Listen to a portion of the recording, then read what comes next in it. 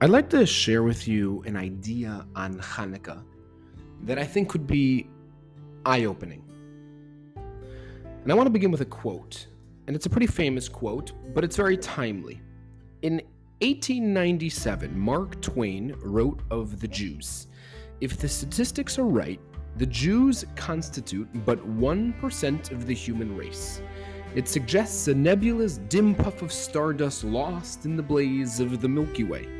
Properly, the Jew ought hardly to be heard of, but he is heard of. He has always been heard of. He is as prominent on the planet as any other people. He has made a marvelous fight in this world in all the ages, and he has done it with his hands tied behind his back. The Egyptian, the Babylonian, and the Persian rose, filled the planet with sound and splendor, and then faded to dream stuff and passed away. The Greek and the Romans followed and made a vast noise, and they're gone, and other peoples have sprung up and held their torch high for a time, but it burned out, and they sit in twilight now or have vanished. The Jew saw them all, beat them all, and is now what he always was, exhibiting no decadence, no infirmities of age, no weakening of his parts, no slowing of his energies, no dulling of his alert and aggressive mind. All things are mortal, but the Jew. All other forces pass, but he remains. What is the secret of his immortality?" Asks Mark Twain, arguably America's greatest writer in 1897. What is the secret of his immortality? What's the answer to this question? What is the grown-up adult answer to this age-old question? How is it that the Jews are still here? How is it that over the last 5,000 years, there have been close to 5,000 to 6,000 different types of religions and ethnicities and nationalities, and out of all of those 5,000 religions, only one has managed to survive close to 4,000 years continuously, longer than the Hindus, longer than the Buddhists, longer than the Han Chinese, and that is the Jewish people. What is their secret? And this despite suffering pogroms and murders and centuries and centuries and centuries of evil and torture and terror. There have been more Jews murdered in the last only 150 years than almost every other religion combined. What is the Jewish people's secret? They say a funny joke about an evil king who once declared new evil decrees on the Jews of his empire, and he gathered all the Jews into the town square, and he's reading off the new decrees, evil, horrible, torturous decrees that would befall the Jewish people, and there are women crying, and there are people fainting, and the men are covering the ears of the kids. But there's one guy in the back who just cannot stop laughing. He's laughing hysterically. And eventually the king gets so bothered by it that he calls out this old guy in the back. He says, "Yo, guy in the back, why are you laughing?" And the guy in the back turns to the king and he says, "You think you're the first person to have started up with the Jews? You're wrong. There have been many before you. There was a guy. His name was Paro. You know what he did? He tried wiping out the Jews from the face of the earth. You know what happened to him? He's gone and we're still here. You know what we did to him? We turned him into matzah. There was a guy. His name was Haman. He wanted to destroy all of us. You know where he is? Gone. You know what we did to him? We turned him into Hamantashen. There was a guy. His name is Antiochus. He tried wiping us off the planet. You know where he is? He's gone. You know what we did to him? We turned him into Latkas." So the old man turned to the king and said, "I sit here and watch you say these new decrees, and I cannot help myself but think, when you're gone and we're still here, what food will we one day make you into?" But what is our secret? How are we so sure? I believe the answer is Chanukah. I believe the answer to the secret of the immortality, of the longevity of the Jewish people is embedded in Chanukah. You see, Chanukah has a very fundamental question to it. We are taught that the Yomim Tovim, the holidays of the Jewish year, are essentially a ladder. It begins with Pesach. The Jewish people are born, the genesis of the Jewish people. On Shavuos, we get the Torah. It's like our bar or bas mitzvah. The Yomim Noraim is sort of the preparatory stage before our wedding, which is on Sukkot, which we celebrate with tremendous simcha. We're getting married, so to speak, to Hashem. And it culminates with Shemini Atzeres, which is referred to as the Yichud room, the tremendous intimacy, the closeness, the day of ultimate togetherness with Hashem. And it comes with unparalleled happiness. The obvious question is, the next Yom Tov in the ladder is Chanukah, but how could you possibly follow up Shmini Atzeres, which is the day of the Yichud room with Hashem, us and Hashem? Like, how could you possibly follow up a wedding day? It's the happiest day of your life, is it not? I believe the answer to this question is the answer to Chanukah. It's the secret to Chanukah, and in turn, it's the secret to the Jewish people's survival throughout thousands of years of essentially nothing but pain and torture.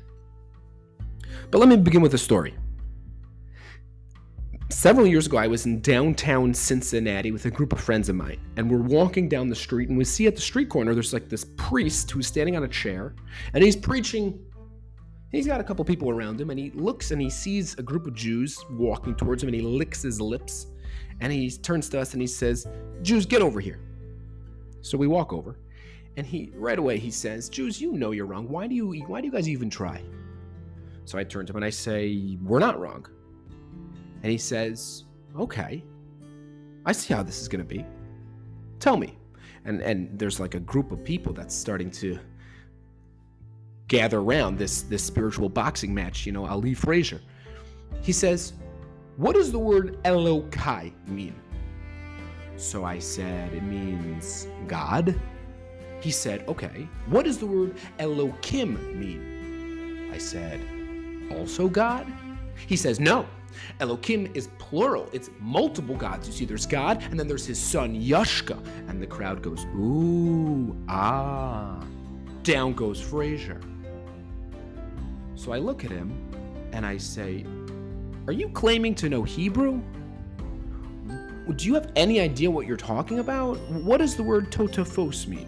What does the word v'ahavta es Hashem Elokecha b'chol levavcha v'chol nafshecha v'chol meodecha mean? What does the word Bereshis bara Elokim es Hashemayim v'ha'aretz mean? What does the word v'yedaber Hashem al Moshe lemor? What are you even talking about?" And the crowd goes, "Ooh, ah." So this priest sort of orients himself, and he throws a Hail Mary, a last-ditch effort. And he says, "Okay, if you Jews think you're the chosen people, why is it that so many bad things happen to you?" And the crowd goes, "Ooh, ah." So I turn to them all and I say, "Gather around, folks, gather around. I got breaking news for you all. We are not the chosen people." And the crowd goes, "Oh!" And there's that guy in the back. He goes, "Larry, get back here. He just said the Jews are not the chosen people. Larry, come over here." I turn to them and I say, 4,000 years ago, in a world run amok of murder and theft and idolatry and adultery and darkness, there was one guy who chose light. There was one guy who chose godliness. There was one guy who held the torch of hope and honesty and integrity and morality for all to see, and he chose God, and therefore God chose him. And true, there have been many times throughout history where the Jewish people have failed to choose God. Well, we've been here long before Christians, and we'll be here long after Christians, because in a world where people choose lust and power and prestige and honor, we forever choose God, and therefore he forever chooses us. And I walked away. You see, when Hashem came to Avraham's tent and knocked on his door and said, "Hello, my name is God, nice to meet you," he said to Avram, "I see that you're holding up the torch of morality. I see that you're holding up my banner in this world. I want to make a deal with you. You promise me that you and your children will forever hold my torch high in this world, forever be the flag bearers of Hashem, of godliness in this world, and I, in turn, will make you indestructible. Anochi mogen lach. I will bless you. I will bless those who bless you. I will curse those who curse you. I will make you indestructible." And this deal, this bris, this covenant that took place with Avraham has been our secret throughout history. It's been our formula for success. We choose Hashem, he chooses us. We don't choose Hashem, we get left to the wolves of the world. This has been a theme throughout our history. When we choose Hashem, He miraculously chooses us. When we don't, we fly off the map. We're sitting in Mitzrayim. It's been 210 years of nothing but torture and pain. Our children have literally been sliced and their blood was drained and they were thrown into the Nile River. What does the pasuk say? In Shemos Beis Chaf Gimel, Vaye'anchu b'nei Yisrael min ha'avayda. The Yisraelim were groaning under the bondage, and they cried out, V'ta'al shavasam Elohim. They finally dive into Hashem. Vayishma Elohim es na'akasam. Hashem listened to them. Vayiskor Elohim es briso es Avram es Yitzchak v'es Yaakov. Suddenly he remembered the covenant he made with Avram Avinu. Suddenly you remembered it's been 210 years. Where were you, Hashem? You know what Hashem says? Where were you? Why didn't you step up to the plate and daven? Why didn't you choose me? Why didn't you choose light? When we chose Hashem, He chose us. Because that's our secret. We choose Hashem. We fill the world with light. He chooses us. No matter how big the enemy, no matter how sophisticated, no matter how much of the world they've conquered. We walk out of Egypt. I should say, we limp out of Egypt. We're in the middle of a midbar. And what happens to us? We get attacked by the Amalekim. A brutal, vicious, huge nation comes and attacks us, inexperienced fighters, hobbling Jews who have just broken out of 210 years of slavery. What does the Torah say? V'haya kasher yarem Moshe yado v'gavar Yisrael. Whenever Moshe lifted up his hand, signifying to the Jewish people to look up to Hashem and choose Hashem, we were victorious. V'kasher yaniach yado. But when his hands got tired and he had to put them down, and we didn't look up, and we thought we could beat the Amalekim ourselves, we lost the war.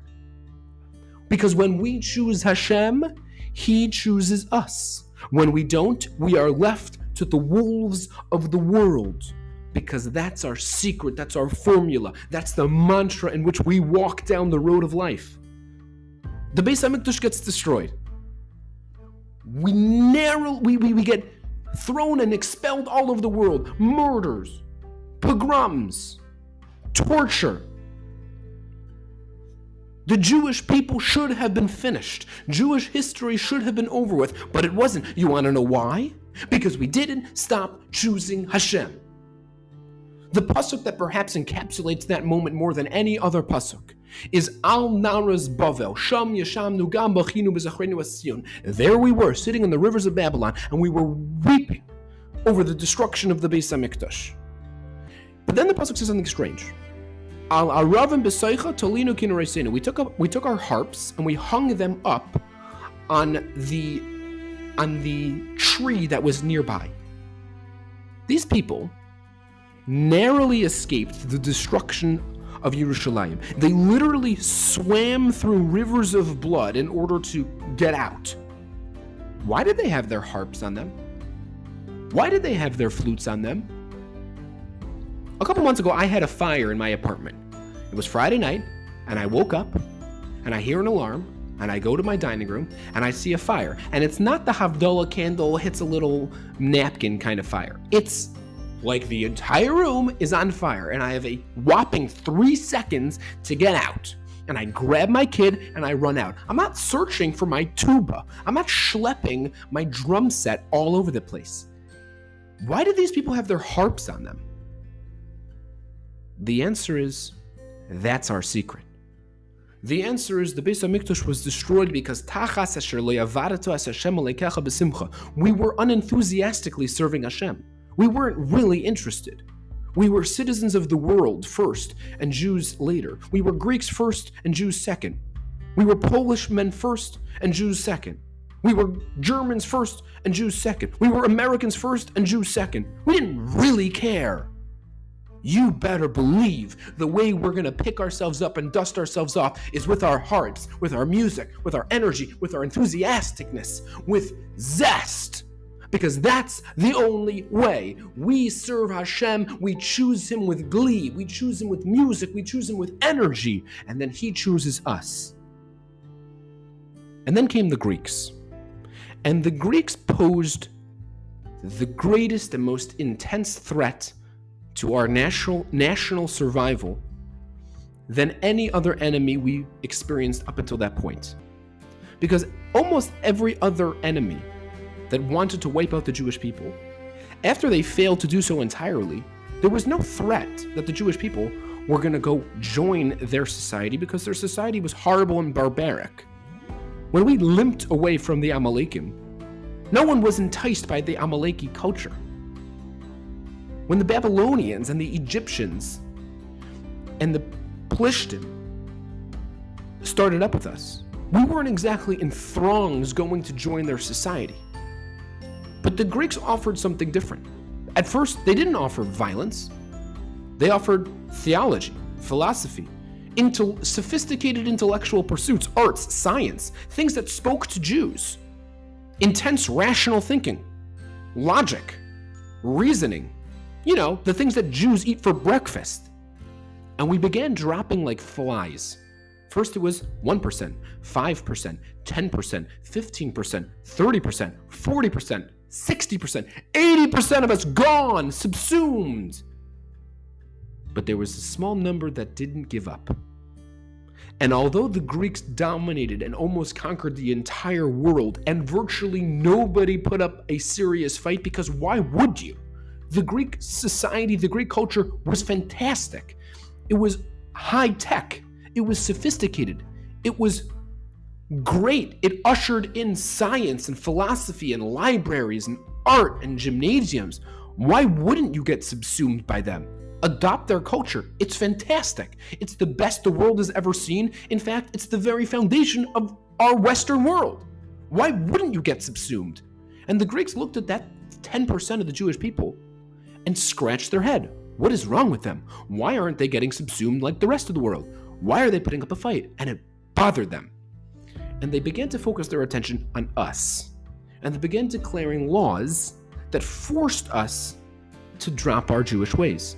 Laws such as any Jewish girl that gets married has to have intimacy the night of her marriage with a Greek officer. Or how about the rule that you weren't allowed to have a front door of your house, guaranteeing that the custom and the societal, the street smarts, the classiness, the art, the science of the street would flood the Jewish homes. You cannot have a front door. Jewish history should have been finished. The Jewish people should have been over with, but it wasn't. You want to know why? Because there was a group of people that got up on a chair and said, Mi Lashem Eli, my Rabbi side, Jewish brothers and sisters, the only way for Jewish survival is to choose Hashem. If we choose Hashem, we strengthen the covenant he made with Avraham Avinu, and he'll choose us. If we don't, we're lost forever. That's our secret. Sukkot is a wedding with Hashem.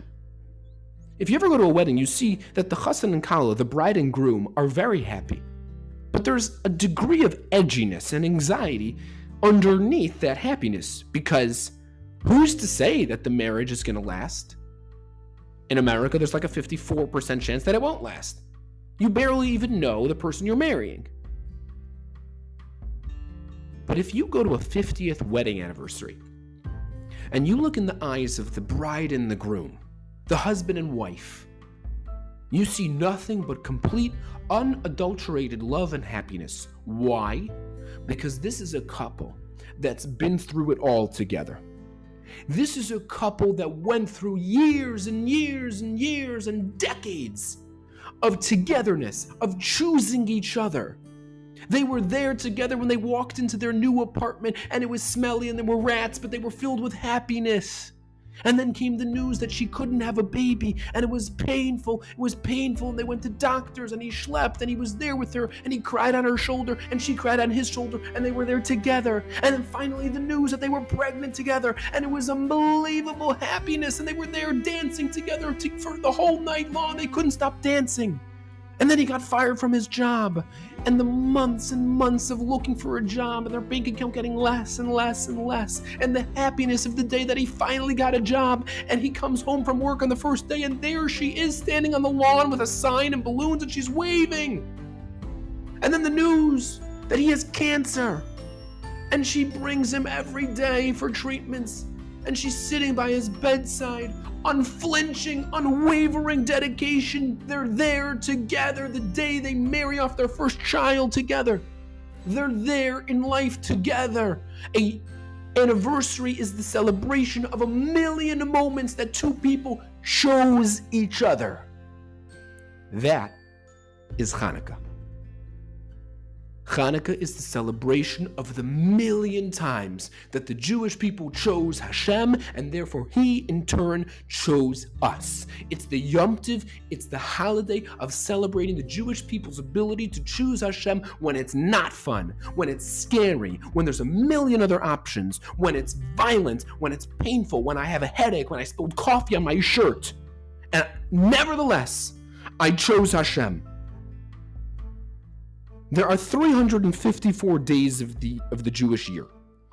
Out of those 354 days, 172 of them are days of significance. A Shabbos, a Yom Tov, a Chol HaMoed, a Sfiras HaOmer, a fast day, something going on. Of those 172 days where something's going on, 127 of those days are between Pesach and Sukkot, in the spring and the summer. In the fall and winter, virtually nothing going on. Yet there is Chanukah. Why? So you're going to say, well, that's when it fell out. Yeah, but why did Hashem arrange that the Chanukah story fell out in the dead of the winter? The answer is because that's precisely the point. Hashem wants us to dance when it's not Simchas Torah, and cry when it's not Tisha B'Av, and pour out our heart when it's not Yom Kippur. Precisely the darkest day of the Jewish year is the day where Chanukah must be. It's the day where Hashem wants us to rise up and show us our courage, our loyalty, our pride to be a Jew. The Jewish year gets less, the sun goes down and becomes less and less throughout the winter. You know the exact time where it starts getting higher again? Oh, Chanukah! Because that's precisely the point. The Jewish people are the only people on earth that start their day at sunset. When does Shabbos start? Friday night. When does Pesach start? The night. When does Shavuot start? At night. When does Chanukah start? At night. We're the only people on earth that begins their day at night, because that's precisely the point. Our ability to bring light in the darkness, our ability to see godliness in the darkness. Our day starts when the night falls. Life didn't get much better after Chanukah. In 135 CE, Romans massacred 580,000 Jews. And then came the Crusades in 1095. And then came Spain in 1492 with almost unparalleled dedication to uproot Judaism. The Spanish Inquisition should have wiped the Jewish people off the map. Jewish history should have been over with, but it wasn't. You want to know why? Because we didn't stop choosing Hashem. August 2nd, 1492. The Abarbanel, the leader of Spanish Jewry at the time, is sitting in the office, the throne room, of Ferdinand and Isabella, who just declared that every last Jewish person in the entire Spanish kingdom, which was essentially running the world at the time, will be murdered or be exiled. And the Abarbanel is pleading with them. And the Abarbanel, who basically ran the finances of the entire kingdom, was very well liked by Ferdinand and Isabella, so much so that they offered to let him stay. They said, you, my friend, could stay. We'll even keep a minion of people here so that you can stay, but everyone else has got to be put to death or kicked out. And the Abarbanel turns to them and he says, if my people go, I go. And the Abarbanel, who left billions upon billions of dollars in Spain, walked outside to the streets of Spain, and he sees the Jewish people depressed, anxious, fearful, shaking. They're dragging the 3 possessions they're taking along, and the Abarbanel runs to a local tavern He barges through the door, he runs to the back of the tavern, and he takes the last 5 coins that he has in his possession, and he goes over to the band that was playing in the back of the tavern, and he gives each one of the band members a coin, and he says, come with me, and they go with him to the edge of the city, the gates of the city, and he says, sit right here and start playing music. And on August 2nd, 1492, which was Tisha B'Av, this band starts playing music, and the Abarbanel gets up on a chair and he says, Mayrai v'Rabbaisai, holy brothers and sisters, I am well aware that it's Tisha B'Av today. I am well aware that it's usher to listen to music on Tisha B'Av. But Mayrai v'Rabbaisai, listen up. The Jewish people survive because of one reason and one reason only. It's because we choose Hashem. We are about to be kicked out of Spain. We are about to be spread across who knows where, the world, Europe. Remember, enthusiastically choose Hashem because that's the only way. And in one of the most surreal moments in Jewish history, the Abarbanel on Tisha B'Av got a group of people to dance his way out of Spain because that is our only way. Our only way forward is the enthusiastic choosing of Hashem, and therefore He chooses us. And then came Chelmeniki in 1648, and Bohemia in 1744, and in Austria in 1843, and in 1915 the Russian army killed 100,000 Jews, and in 1917 Ukrainian peasants killed 200,000 Jews, and in 1918 and 1919 120,000 Jews were killed in over 500 pogroms. 500 pogroms.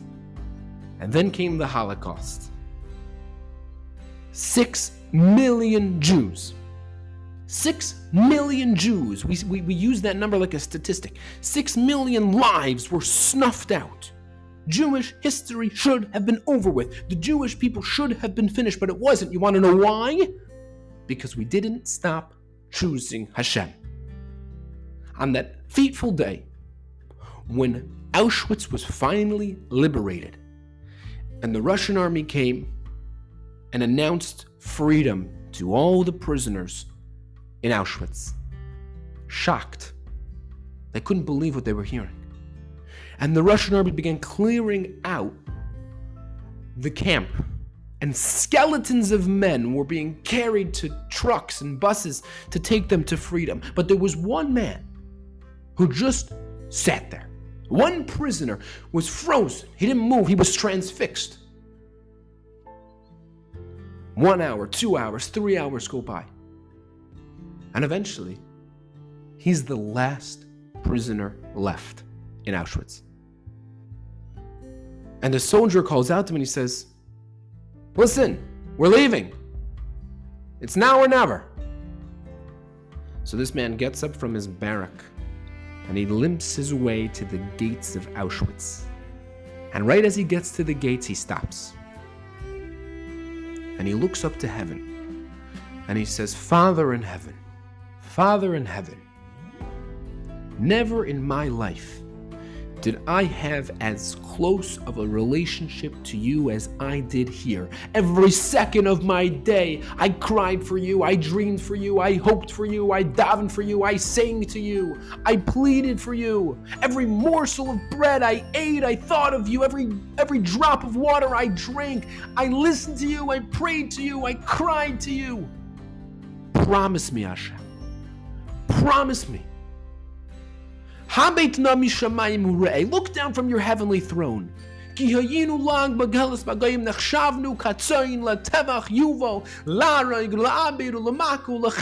crushed, we were tortured, we were burnt, we were murdered. Yet we didn't stop choosing you. We called out your name, we sang your song. Now it's your turn to choose us. And he stepped through the gates to freedom.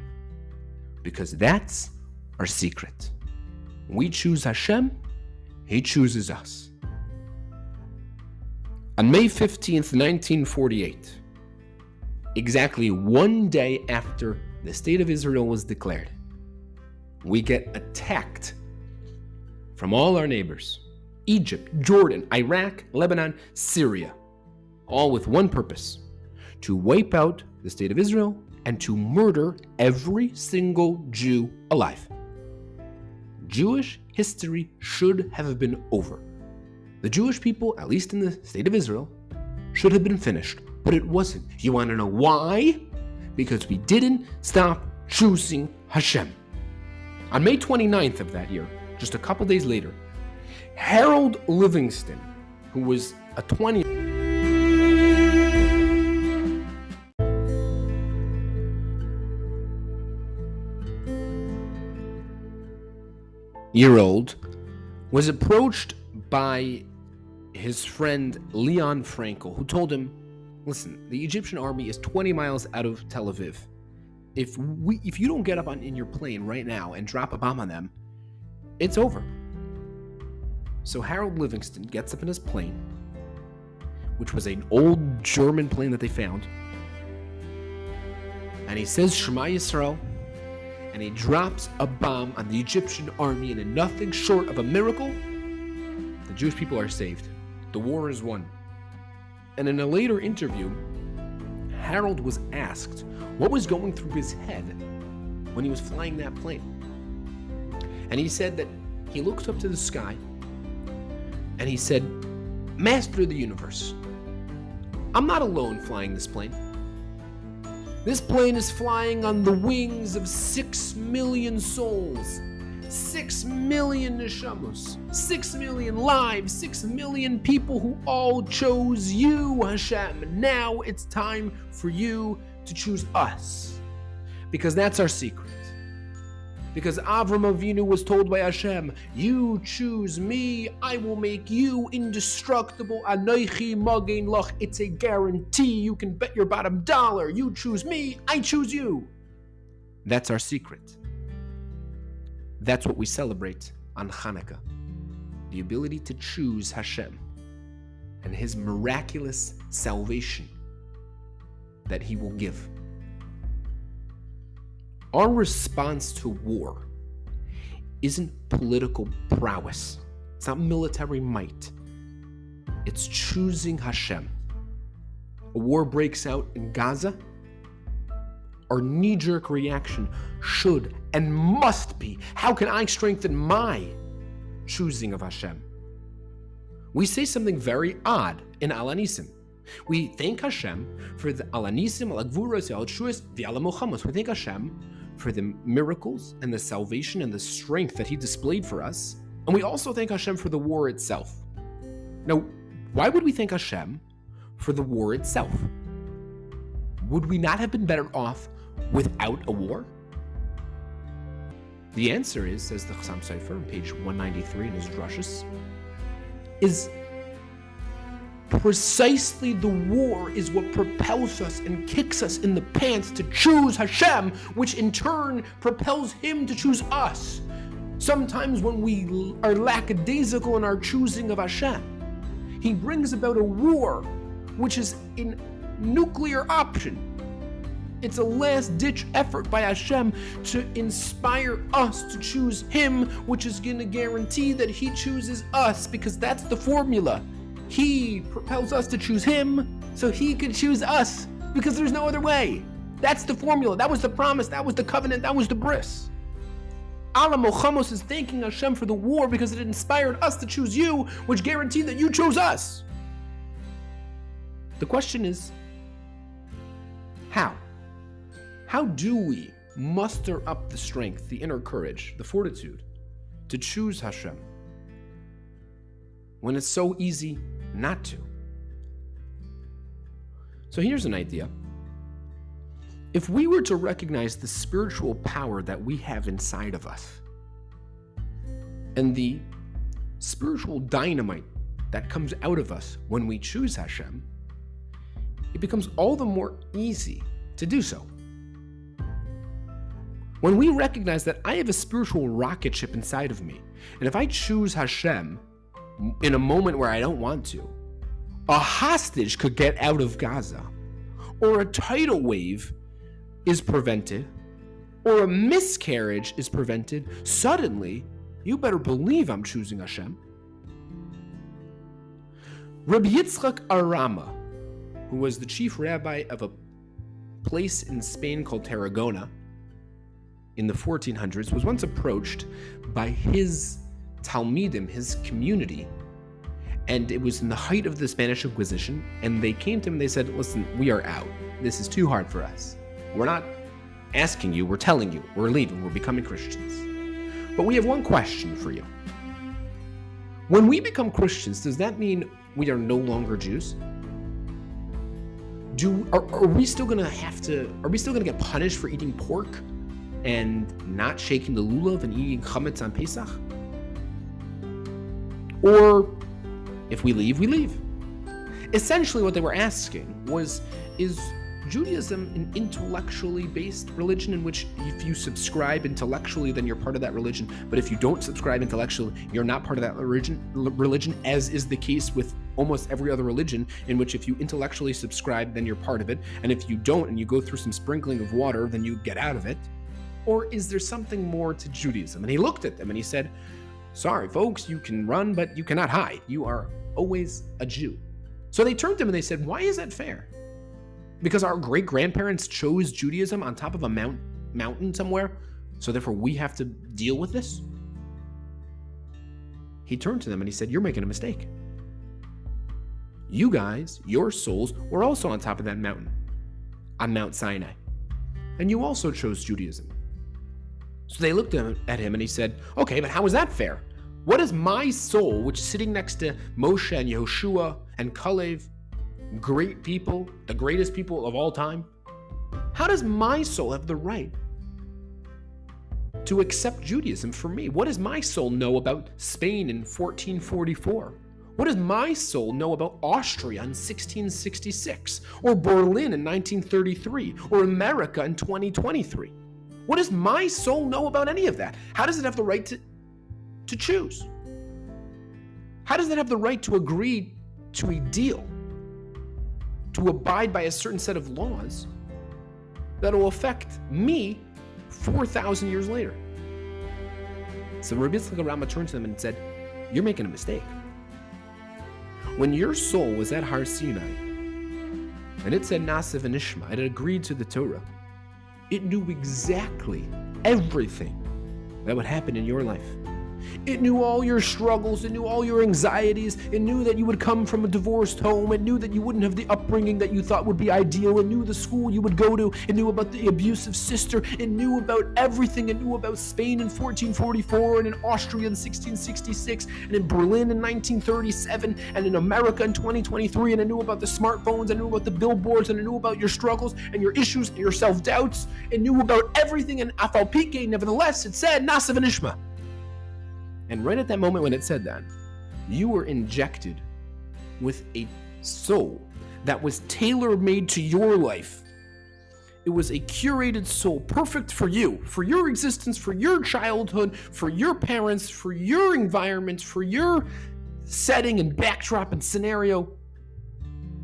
It was a soul given the exact amount of holiness necessary to choose Hashem. The exact amount of Kedusha necessary to be a spiritual rocket ship that could unleash spirituality in any moment of its life, which could save the entire Jewish people.